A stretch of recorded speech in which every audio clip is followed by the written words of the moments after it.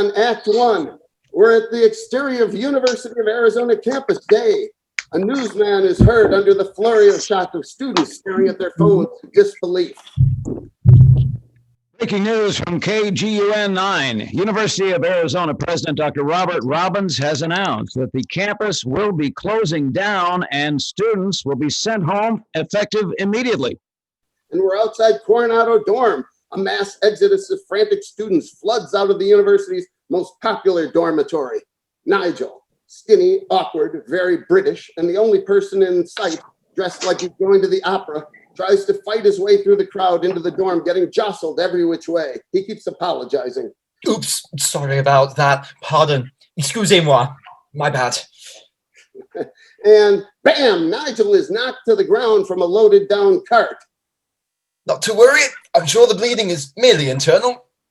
And inside the Coronado dorm room, Paris, a tall, attractive young woman, is nearly packed up except for 2 pictures on her desk. One of the UA women's water polo team, the other of her family. She stares at both pictures, and then there is a knock at the door. What did you forget now, Christina? Your birth control pills again? Paris opens the door and is surprised to see her boyfriend Nigel and hugs him. Nigel? You didn't miss your plane, did you? I told you you were going to be late, but you wouldn't let me out of the shower. They cancelled the flights right at the last minute because the borders are closed, so I can't go home and I have nowhere else to stay. Oh, that's really unfortunate. Love, don't worry about me. Keep calm, carry on. I could ride the rails if there weren't so many germs lurking on public transit. Or, in the spirit of Jack Kerouac, I could hitchhike. But with my luck, I'd end up on the wrong end of a trucker. Doesn't respond. Paris, this is where any decent person would stop me and ask me to come home with them. I don't know, Nigel. Come on, Paris. We have been dating for the gestation period of an elephant, and I've yet to meet your family. Isn't there anywhere else you can go?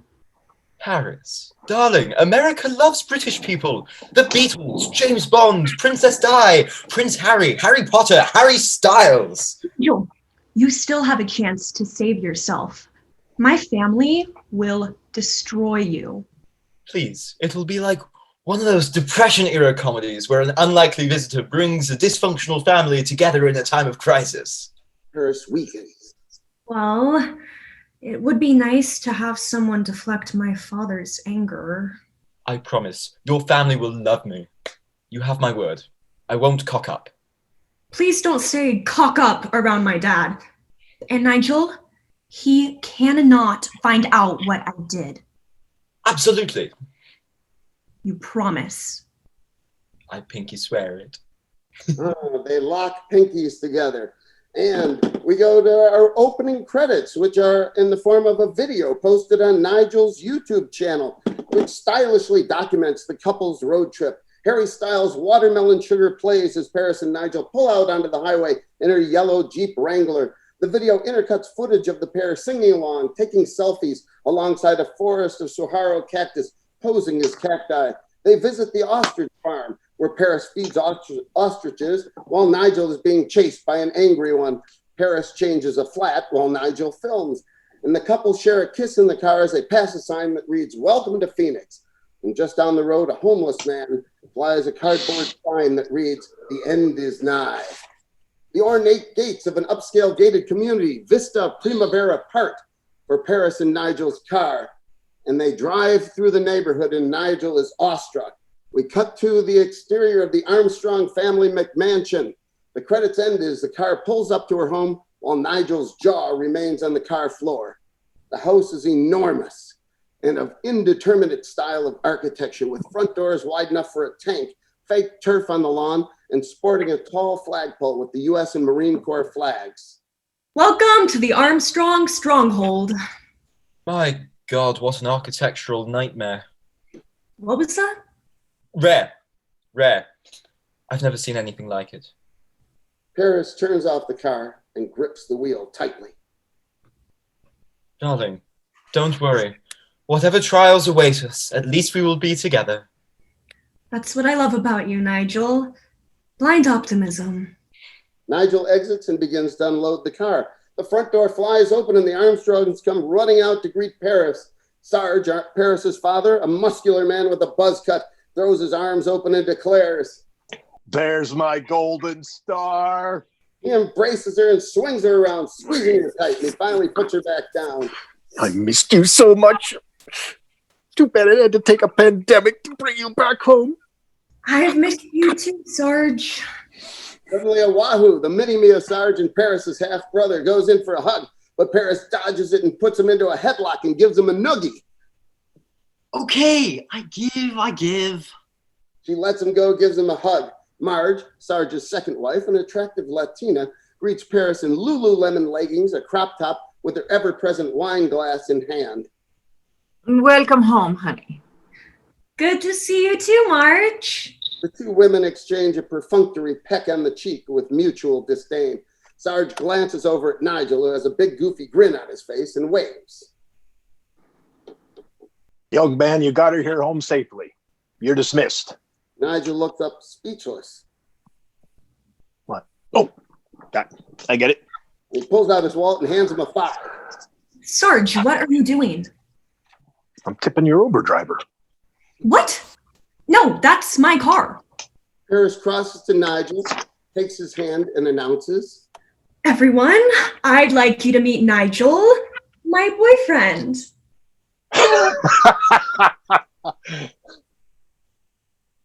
"Him?" Nigel's trying to grin through his discomfort. Marge approaches. Oh, honey, it's nice to meet you.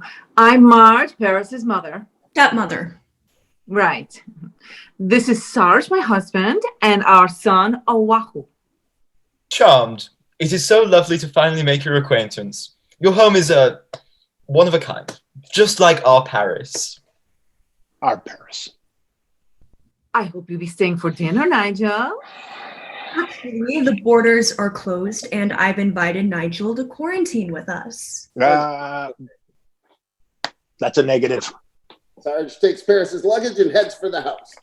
Sarge enters and Paris follows on his heels, followed by the others. Nigel is stunned by the tackiness.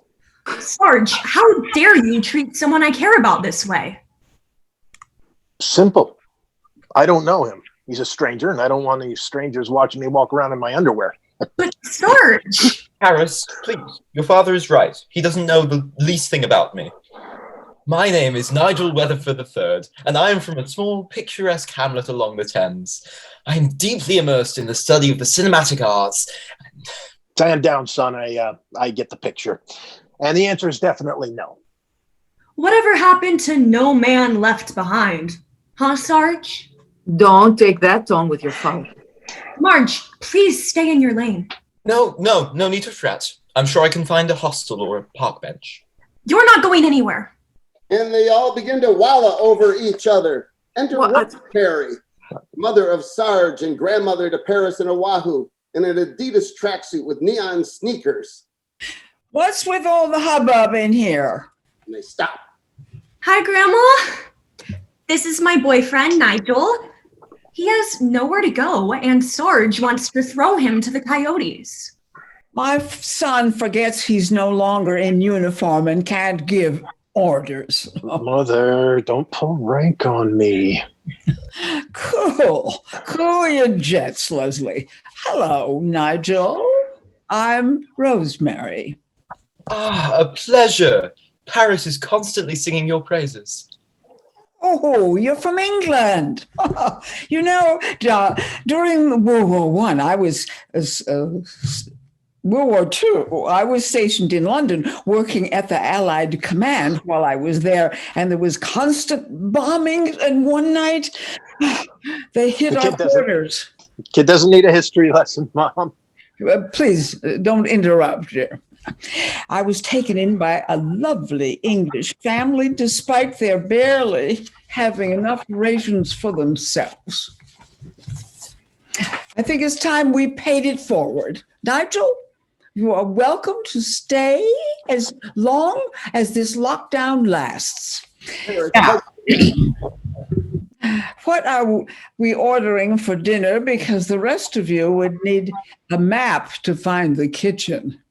And we dissolve to the dining room. Later that evening, everyone's sitting around the table. Sarge checks his watch. Shouldn't be long now. An awkward silence hangs in the air. They stare at one another, and we begin to hear their private thoughts. What does she see in this guy? I don't think he could bench press a Q-tip. Well, at least Daddy didn't get out the 12 gauge.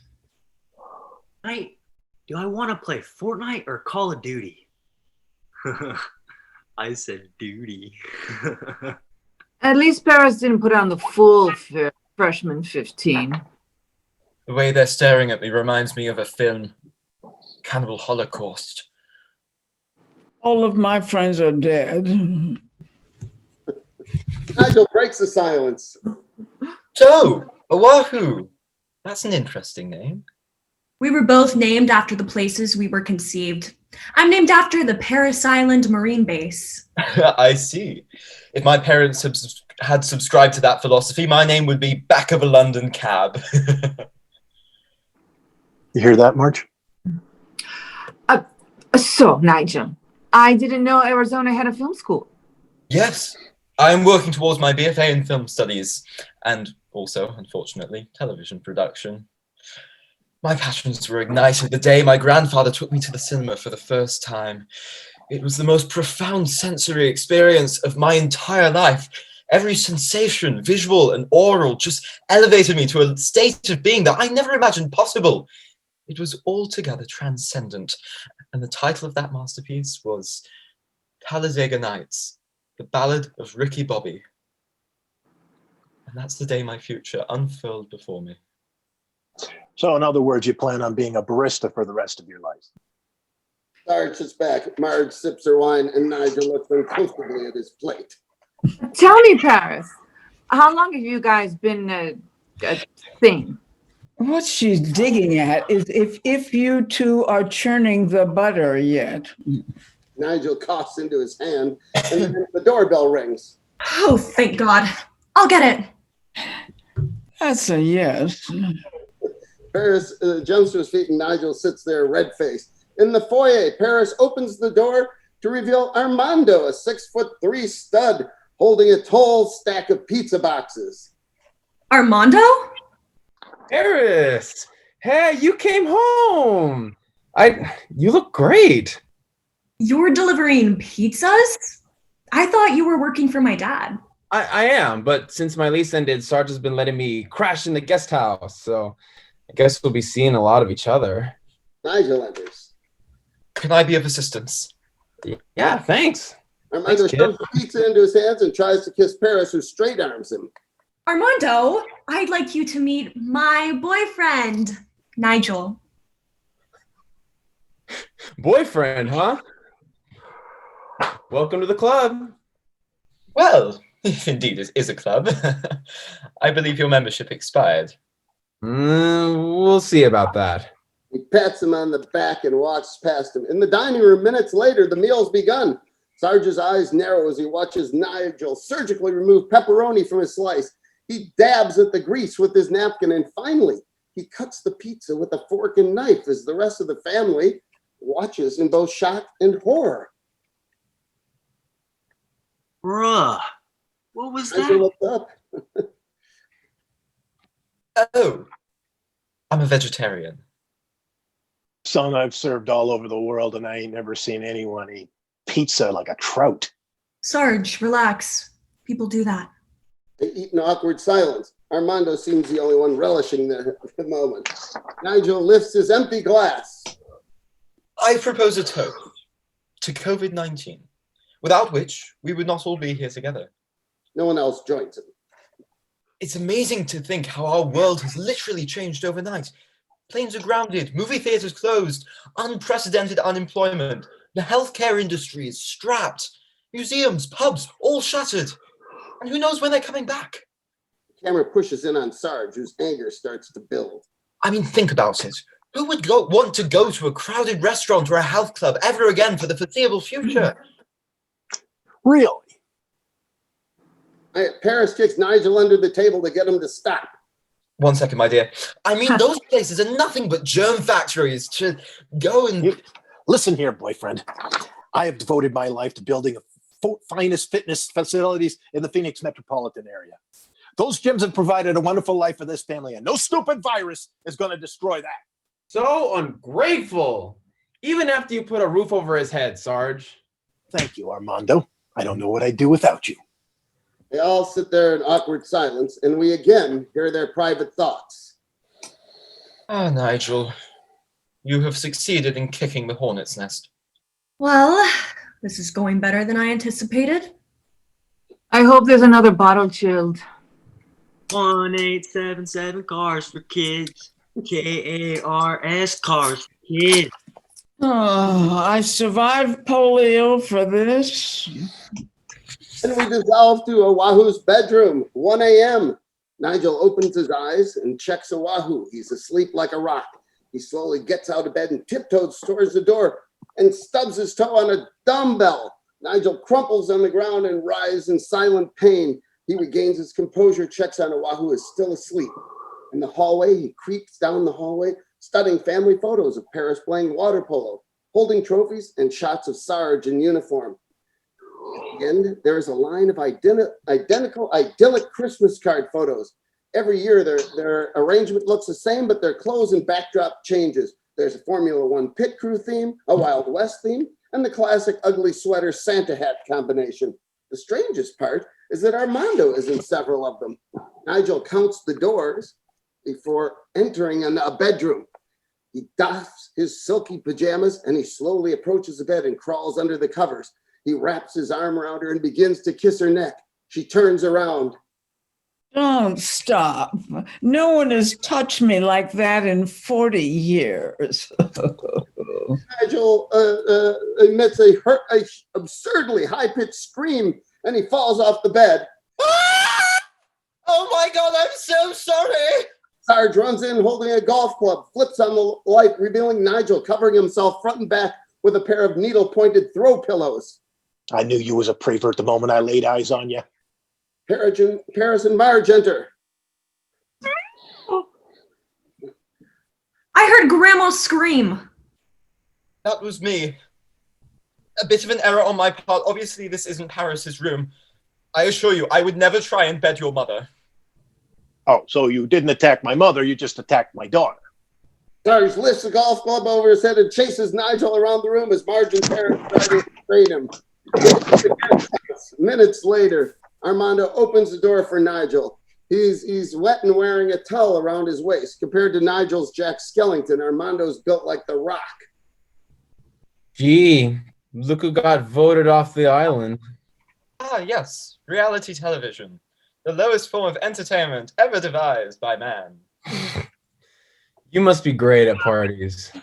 Armando is amused as Nigel struggles to pull the hide-a-bed out of the couch. Armando crosses in and with one hand effortlessly pulls it out. I loosened that bugger for you. Armando looks at Nigel up and down. What does she see in you? Well, obviously more than she fancies in you, mate. Yeah, you talk real pretty, but Paris will get tired of you. Just like the others. Others? Sure. She tried getting a rise out of Sarge with farm boys, frat boys, weeboos, and that one guy looked like Tekashi 6ix9ine. What makes you any different? The difference is, I'm with her now. Mm-hmm. Listen up, Downton Abbey. Eventually, Paris will learn her lesson and come crawling back to me. Nighty-night. Nigel scoffs, and as soon as he takes another step, he stubs his toe again on another barbell, and as he hops up and down, we fade out, and that's the end of Act 1. We go to Act 2, we fade in, and we're back in the guest house at 4:50 a.m. Nigel sleeps peacefully on the sofa bed until suddenly a speaker blasts Reilly. Nigel jolts up. He glances at the clock. It reads 4:50 a.m. The light turns on. Nigel looks and finds Armando standing in the doorway, dressed in all sorts of spandex and sweatbands. He tosses a water bottle at Nigel. Rise and shine, Spielberg. It's time for the Armstrong Daily 5K. And we go to the street, and as AC/DC's Thunderstruck plays, the Armstrong clan jogs in military formation through the neighborhood with impeccable form. Armando and Wahoo run effortlessly at the front of the pack, followed by Paris, then Sarge and Marge, pumping their arms in sync. The morning air is quiet, except for Nigel's loud and uneven wheezing. The camera pans back to Nigel, who runs far, far behind the Armstrong clan. His face is drenched in sweat, his hair matted to his forehead. He drops to the pavement exhausted and is soon passed by Rosemary, who shakes her head as she heel toes on by. And we're in the TV room. Montage. Sarge is laid back on the couch with his legs up. He's flipping through channels until he stops on a sports channel. And today in sports, nothing. He changes the channel again. If you or a loved one was diagnosed with mesothelioma, you may be entitled to financial compensation. Sarge changes the channel again, and the original Star Trek theme song plays. To explore strange new worlds, to seek out new life and new civilizations, to boldly go where no man has gone before. Sarge sinks back into the couch with a big smile. We go to the backyard. Nigel and Paris are planting a garden. Nigel's wearing overalls and a straw hat with a huge brim. Each crop has been neatly labeled. There's corn, tomatoes, potatoes, and so much more. As Rosemary approaches, Nigel clamps the hose in one hand. She points to an empty part of the garden and takes Nigel's hand in hers. She opens her fist and dumps a heap of seeds into his palm. She winks and walks away. Nigel unclamps the hose and inadvertently sprays water on the family room window. Back in the family room, Sarge reacts. He crosses to the window and he looks out and watches as Marge crosses over with 2 drinks in her hands. One of them is a green protein shake. Marge, what is that moocher doing now? Oh, they're planting a garden. Nigel said there won't be anything left in the stores because the supply chain will be broken. Did he? Do you have any idea what he's doing to our water bill? Don't worry. He saved us a fortune by turning all of your vodka into hand sanitizer. Oh, premium vodka hand sanitizer. That'll save us money. And we go to the street days later, another run. And the Armstrongs run in unison in the usual pecking order. Far behind the pack, Nigel holds his side as he passes Rosemary. She's thoroughly impressed and thoroughly enjoys the view. We're back into the family room. Sarge is back on the couch with his legs up on the ottoman, and he recites along with the captain. Space, the final frontier. These are the voyages of the Starship Enterprise, whose 5-year mission. And as the theme continues, in a time-lapse shot, the garden sprouts and it grows and flourishes. The strip labeled Rosemary looks suspiciously like marijuana. In the dining room, Marge is scrolling through her laptop, holding an exceptionally large glass of wine, and we intercut her pressing buy and add to cart on various items like stilettos, makeup, gowns, and boxes, piling up on the front door step. In Sarge's office, he sits alone in his dim lamp-lit office. On his desk is a calculator, his MacBook, and stacks of receipts and gym paperwork. He rubs his temples. The numbers he's running just aren't coming out right. And we dissolve to the back porch. Night. Rosemary is sitting on a patio chair reading 50 Shades Freed. Nigel enters and crosses to her. Anyone order delivery? Your Rosemary?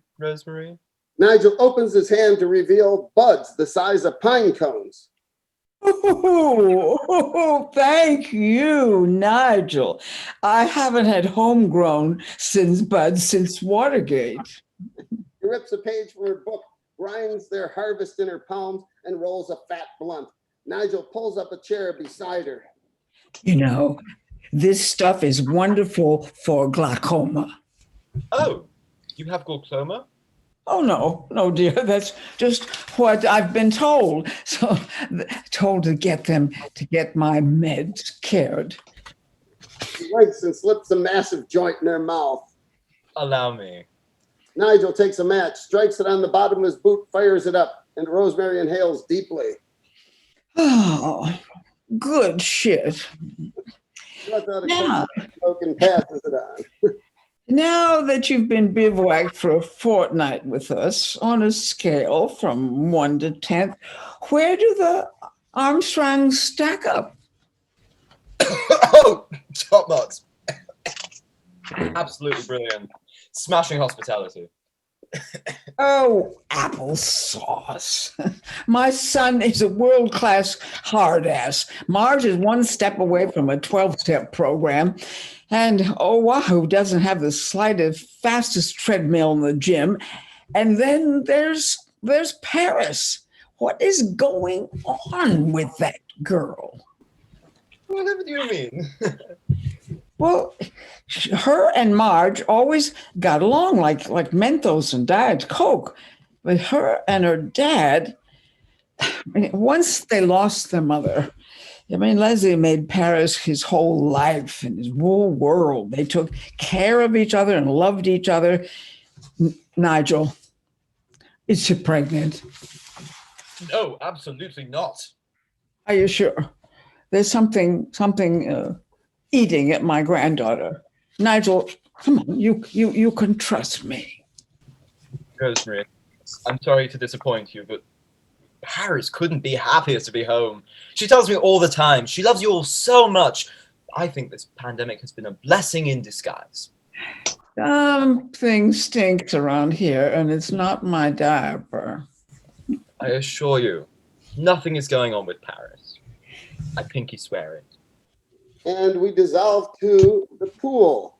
A couple days later, Paris finishes swimming laps, climbs out, and Nigel hands her a towel. She gives him a kiss on the cheek.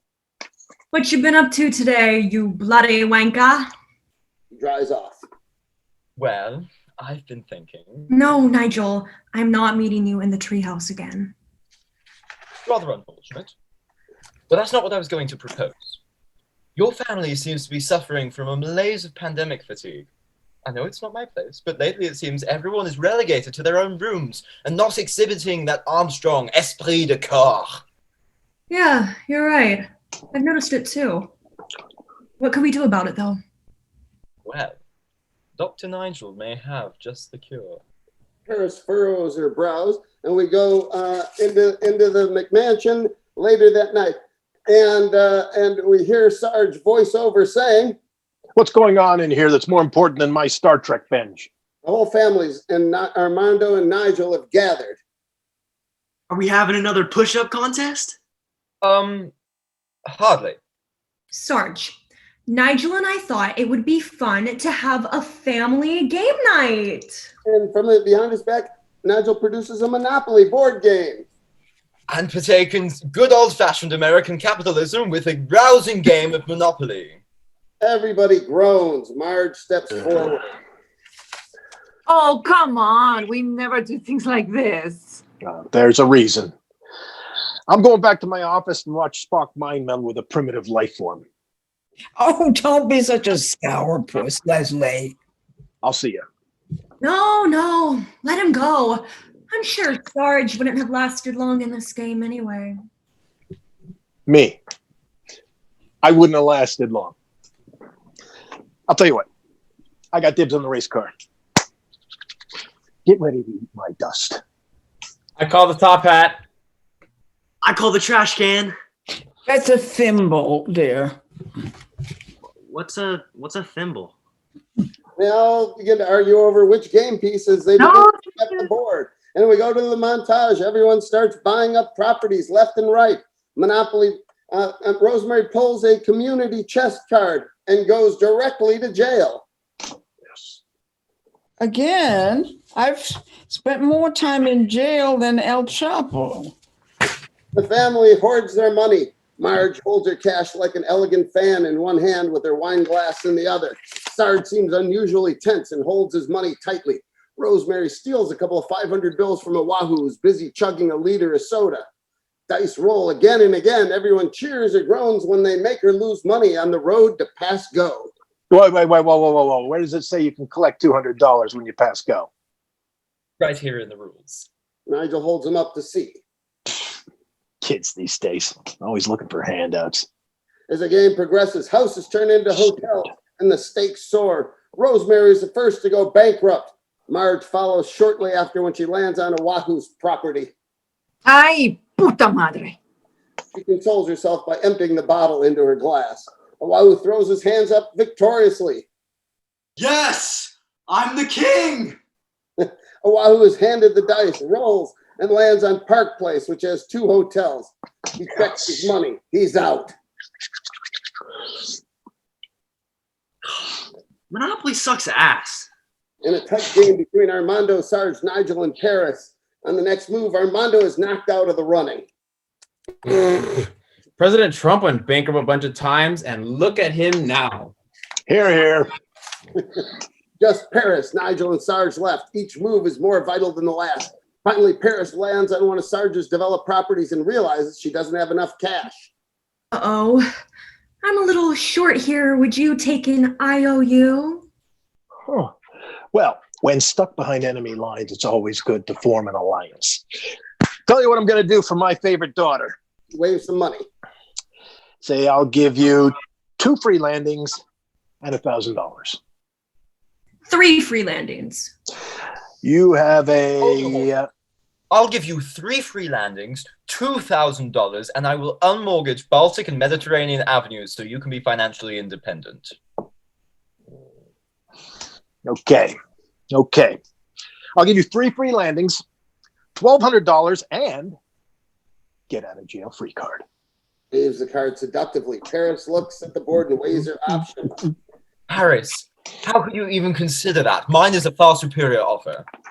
Yes, but blood is thicker than Earl Grey tea. I think Paris should be able to make her own decisions. Oh, absolutely. And that's why she's going to take my offer. Right? She looks between them. All right, everyone, let's take a breath. It's just a game. Not the way Dad plays it. So, Paris, are you going to go with Bonnie Prince Charles here? Or the man who changed your diaper, paid for your new car, everything you're wearing, and your education? Okay. You win, Dad.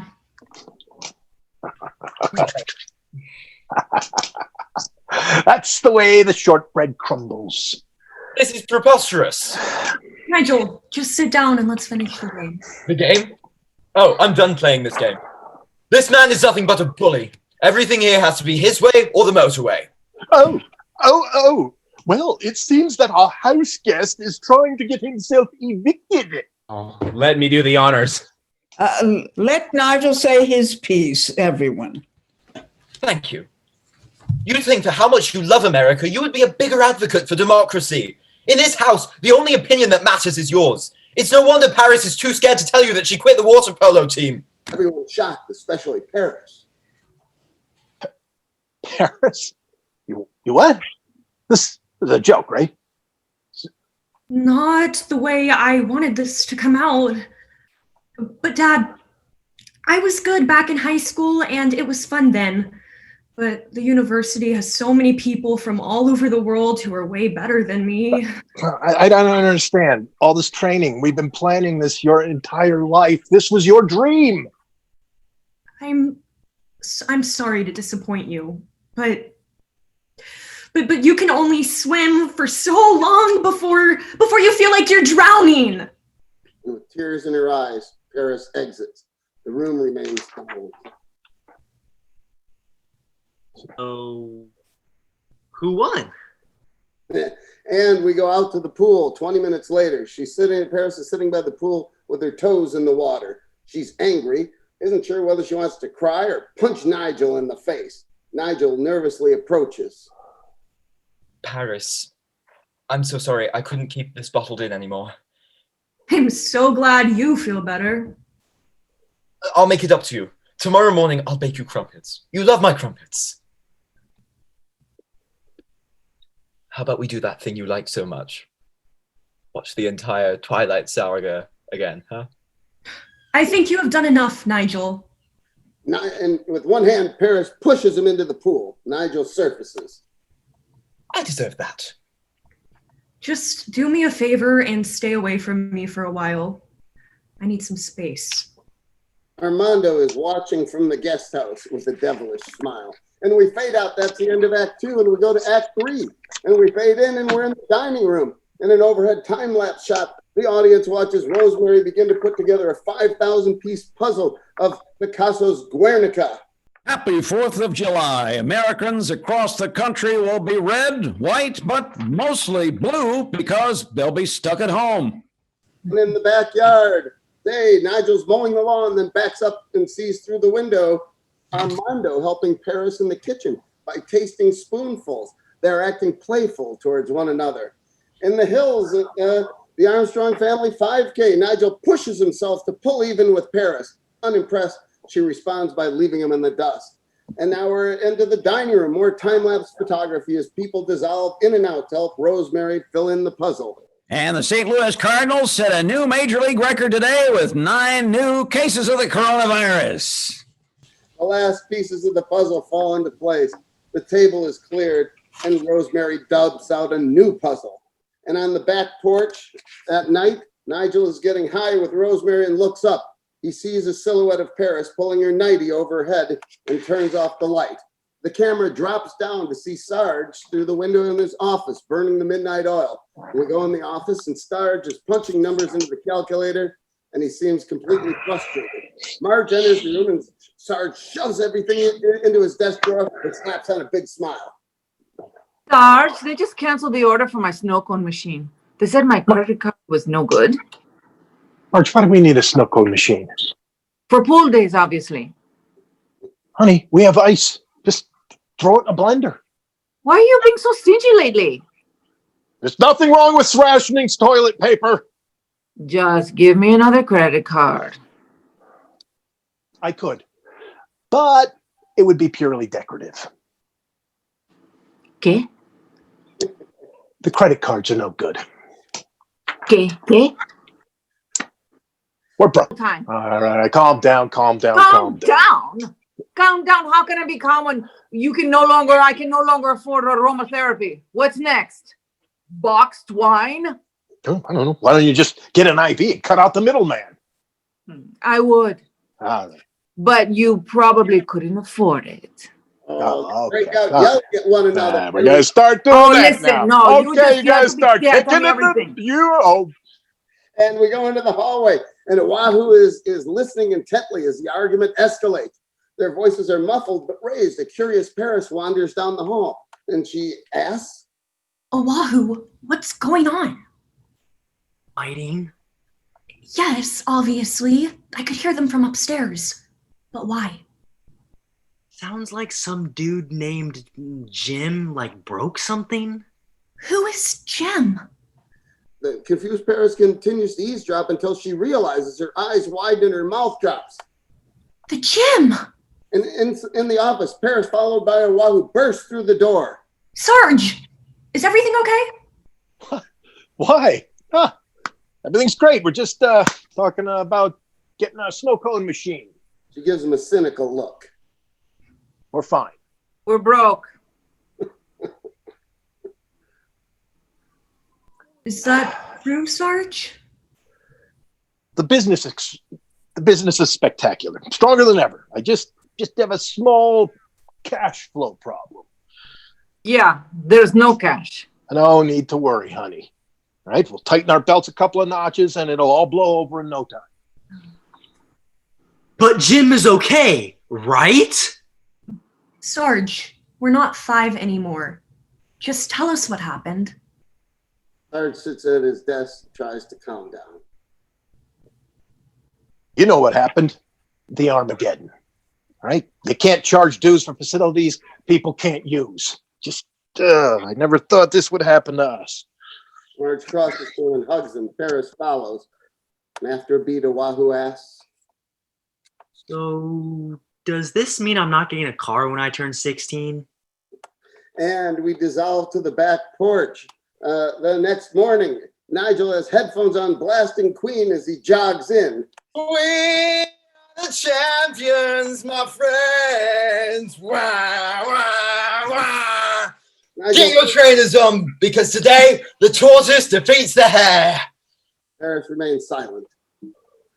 What's going on? Why aren't you stretching? I don't think anyone in the family is going for a run today. Did something happen to Rosemary? No! But the reason isn't much worse. Sarge added 4 new clubs last year, and to do that, he had to leverage his assets, and now... Nigel, he's worked so hard. I can't stand watching him lose everything. Paris begins to cry and hugs Nigel. He comforts her. As he ponders the situation, he sees a copy of Women's Health lying atop a stack of magazines on a side table. He zooms in on the headline that reads, top 10 home workout routines to get your summer body. Nigel holds Paris at arm's length and announces. Maybe there is something we can do. And in the TV room, Sarge is sunken into the couch while watching Star Trek. Scotty, divert all power shields. But Captain, I'll have to take it off life support. That's an order, Mr. Scott. Paris enters, snatches up the remote, and turns it off. Hey, they were about to engage the Romulans. Sarge, listen to me. Nigel may have a way to transition your marketing strategy. Sarge looks at Nigel. Really? Not interested. Marge enters with a wahoo. I have an idea too. Ducks are free in the park. Nobody says you can't take them, eh? Ignore him. Sarge, Nigel has a good idea. Now stop choking on your pride and swallow it. All right, fine. This better be good, Hogwarts. Sir, before the pandemic, how many people could you fit into one fitness class? At our new facilities, up to 25. Imagine making that millions of people. Currently, 3 billion people are sitting at home, sheltering in place. They need someone like you to inspire them, to take control of their lives and get in shape. Really? 3 billion people. What do I look like, Santa Claus? How the hell am I going to do that? I have prepared storyboards. He hands Sarge a notebook, and he reluctantly flips through the pages as Nigel makes his pitch. The future of fitness is online. By moving your expertise to the internet, the knowledge and encouragement you lend in your gyms can be extended not just locally, but globally. Sarge, this is the kind of thing that could go viral. Yeah. I think the world has enough viruses to go around already. He hands the notebook back to Nigel. Thanks, but this is my responsibility, my duty. Sir, let me ask you something. Does the good of the one outweigh the good of the many? Son, did you just quote Star Trek II, The Wrath of Khan, to me? That Spock live long and prosper?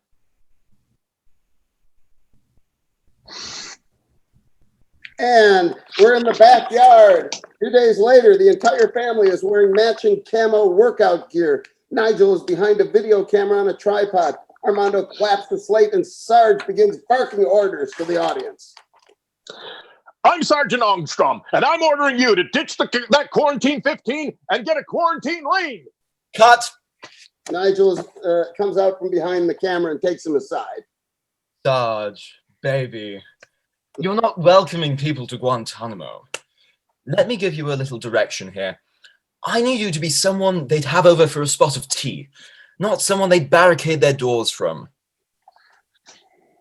Oh, what he is saying, trying to say, is pull the stick out of your ass. Now, let's move it. Nigel's got a schedule to keep. Armando claps the slate again. Hi, I'm Sergeant Strongarm. Cut! Armando claps the slate again and again and again, and Nigel follows each one with Cut! Until finally. Hi, I'm Sergeant Armstrong, owner of Armstrong Gyms. Pandemic got you down? If so, then it's time to deploy with me and my family as we get moving and have fun and see positive results. Cut and print! And we go into the video. The entire family does simple exercises in perfect sync with big smiles as high energy electronic dance music plays. The editing is fast paced and full of fun effects. A while when Paris do incredible tricks on the trampoline, the rhythm changes as Marge shimmies her way through a Zumba lesson. Grandma Rosemary does aerobics using light hand weights. For the big finish, Rosemary exercises in a chair while a Wahoo holds it over his head while he is standing on Sarge's shoulders. And we go into the TV room 5 days later, and we pull back from the TV screen and reveal the family viewing the finished product. So remember to subscribe for daily workouts with the entire family. And most importantly, remember to look after one another. This is a time where we can't afford to leave anyone behind. Sarge smiles and mouths along with himself. You have this Marine's promise. I will be there for you. This is Sergeant Armstrong, and we'll see you next time. He salutes, and the video ends with the gym logo and handle across the screen. The family applauds. Nigel grins from ear to ear. That was amazing. Best thing I've seen on TV since Scandal. Grandma, dude, you're a regular gilf. Nigel, you're so talented. Where did you learn to do all this? Well, the University of Arizona School of Theater, Film, and Television. Rosemary pats Nigel on the butt, and he's a little uncomfortable with that. Paris checks her phone. Everybody, check it out. We already have over 200,000 views, and we just hit 18,000 subscribers. Dad, this is huge. Honey, now we can get a snow cone. We can get that snow cone machine. Marge stands up and crosses to Nigel. Nigel is worried. Nigel, I don't say this often or ever, but I owe you an apology. I belittled you. I disparaged your heritage, and then you go and you save my bacon. I clearly misjudged you. Well, our success here was a team effort. No, it wouldn't have happened without you. I was simply following the script. Like one of those Depression-era comedies where an unlikely source helps. Don't ruin the moment.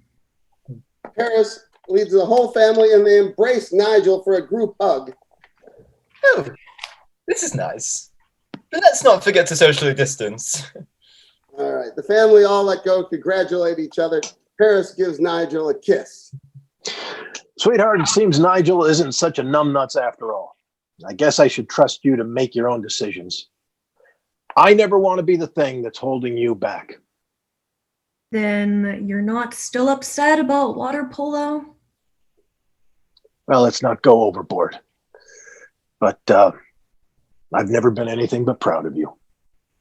Paris smiles and hugs her dad. In the back of the room, Armando watches, daggers in his eyes. And we dissolve to the kitchen a couple hours later. Marge and Paris seem unusually harmonious as they do the dishes together. Oh, Paris, I haven't seen your father this happy since Garth Brooks came out of retirement. Go on, Marge. You should be with him right now. I can finish up here. Miles eyes her hands. Oh, thanks. She hugs Paris warmly. She lets go and says, It's been nice having you home, mija. Marge exits. After beat, Armando enters and leans against the counter. So, you're back with Skinny McGee, huh? We never broke up. I just needed some space. You were leading me on then. No, I don't think so. Admit it. You still have feelings for me. Sorry, Armando, but I'm gonna unsubscribe from this conversation. He gets upset and he grabs her arm. I'm not going anywhere. Give me one solid reason why you would go back to that limey bitch over me. I mean, look at me. I'm hot. Your dad loves me. What more could you want? Nigel enters. Unhand her, you errant knave! Or what? The spirit of Bruce Lee enters Nigel. He springs forward, arms swinging, making senseless kung fu noises. Armando lets go of Paris, and in one quick strike to the temple, Armando knocks Nigel out cold. Hey, douche waffle!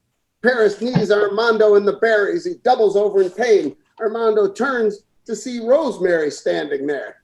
She smashes a plate over his head. Grandma! Don't worry, dear. It wasn't the good china. Nigel comes to and looks around. Did I help? You were very brave. And we're out in front of the house. A few hours later, Armando's truck speeds out of the driveway. Sarge is standing in front of the front door, holding his 9-iron. Paris comes out the door and stands next to him. I'm sorry. I know you always liked Armando. Nah. I only saw what I wanted to see in that guy. I really need to learn to trust your judgment, honey. They hug, and as they embrace, I am so glad to hear you say that because there's something else I need to tell you. I changed my major to film studies.